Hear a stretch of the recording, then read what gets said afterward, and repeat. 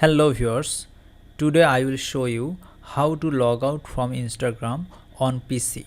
So I will show the step by step process how you can do it.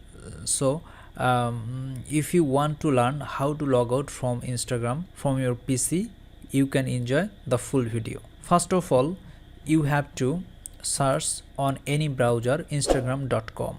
After searching, you will get this page.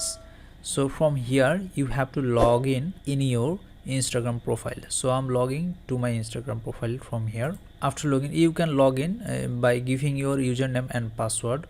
After login, you have to click on the profile icon. Then you have to click on profile. After that, you will see the edit profile option here, one gear icon. You have to click on this gear icon. Then you will see here the logout option will come. So if you click on the logout, then you will log out from the Instagram. So this is the way you can log out from Instagram on PC. That's it. If this video helped you out, please consider leaving a like and let me know in the comments if you have any question. Have a good day.